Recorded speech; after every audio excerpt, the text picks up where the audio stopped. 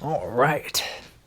What's up, guys? So I know as artists, we are always trying to get better and we're always trying to improve, but nobody ever seems to talk about what if you want to go the other way? What if you want to be unique and just get worse? So in this video, we're going to be challenging the established societal norms as we explore 6 ways to become the worst artist you could possibly be. And if you're Asian like me, you can now disappoint your family even more by not just being an artist, but also being a bad artist. Number 1, listen to everybody online. If you come across a TikTok made by a little 12-year-old, you gotta follow that shit like the Bible, brother. You gotta treat their prepubescent techniques and their methods like the literal word of God. And if you come across another child who makes a tutorial that contradicts that, I'm sorry, you gotta follow that too. You gotta follow every single one. If someone tells you to go that way, and someone else tells you to go that way, you've got to listen to both. Which means you'll probably sit in the exact same spot and not move in either direction like a dead, sun-dried, crispy cockroach on the sidewalk that everyone just walks past and makes a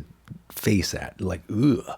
Ooh. Now, if you're not satisfied with that and you're a high achiever like myself, you can take this one step further. Go do your research. Anytime you come across a tutorial, go look up the work of the person who made that tutorial. And in order to be the worst artist possible, you should only listen to the people whose work represent everything that you do not want to accomplish. Number 2 on how to be a worse artist. Don't look for any tutorials. Don't look for any lessons. Just draw. If you just move the pencil across the page enough times with enough conviction and enough self-hatred, you will eventually unlock your full potential at being the worst artist that you could possibly be. Do not listen to other people. What's that you said? You want to look up a tutorial on how to draw anatomy? Oh, you absolute animal. How dare you seek out knowledge when you have it all up here? Shame on you. You can't figure out how perspective works? Hey, don't look up a tutorial. Come on now, you don't need to look up Proco.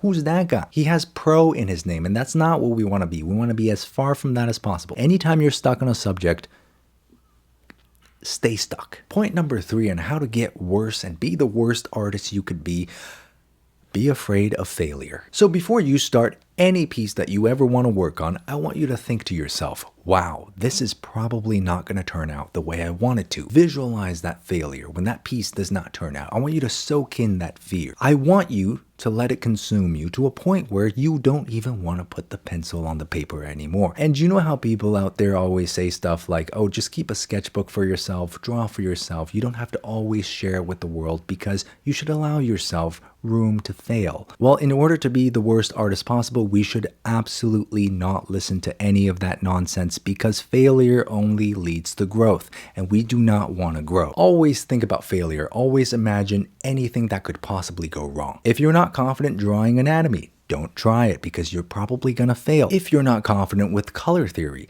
never color your drawings because you're probably gonna fail. And that, my friends, is how you stay the worst artist you could possibly be and how you remain as a dried up cockroach on the sidewalk twitching in the wind. Point number 4, I want you to constantly be worrying about your social media presence. I want you to think about it 24/7. I want you to lose sleep over it. And not only that, I want your social media presence to dictate everything you do. You gotta absolutely go out there and chase those numbers, okay? You gotta get those 25 likes up to 30 likes. Always draw what you think the people want to see.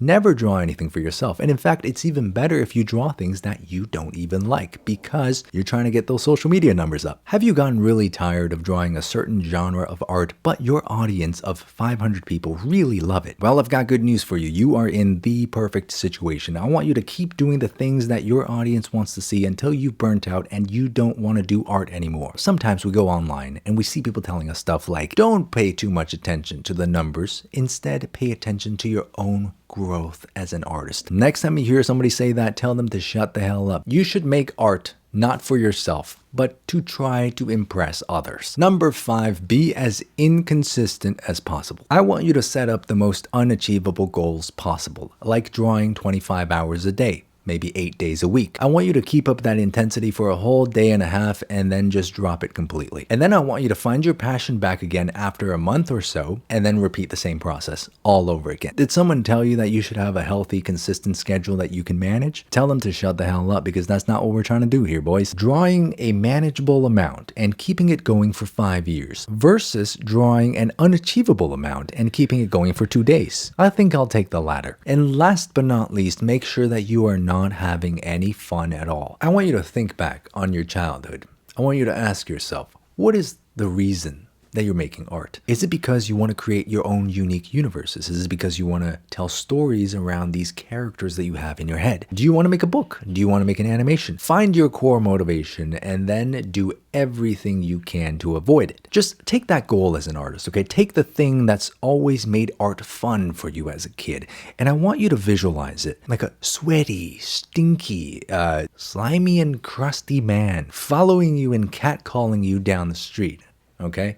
Run. Go in the opposite direction. Stay far away from that. Whatever it is. Doesn't matter how good it is. You like drawing because it's fun, because when you draw for other people, it makes them happy, and that's what makes it fun for you? No, no, no, no, no. You know, we shouldn't even say that word. We shouldn't even say the F word. Don't have the F word with your art. Okay? Go do something dry. Lose your passion. We don't want to see an ounce of joy in any mark that you leave on that canvas. No passion, no energy, no emotion, no feeling. Seems like I've just described AI. Do not have the F word with your art. Anyways, guys, hopefully you found this video helpful. Hopefully I've provided some good advice on how you can be the worst artist you could possibly be. Please follow all of these tips very closely, because if you deviate from any of them, there is a chance that you might grow. And growth is dangerous. Okay, remember, picture that dried up cockroach on the sidewalk in the sun, just twitching in the wind, pathetic.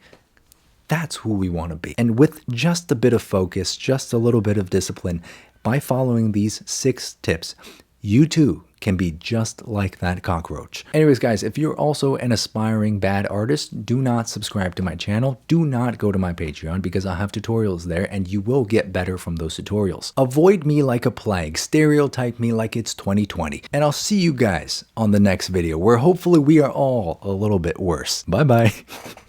This is the stupidest video I've ever made. All right, so just before you go, just in case you're somebody who doesn't understand sarcasm or social cues, please do the opposite of everything I said in this video. Please. Please.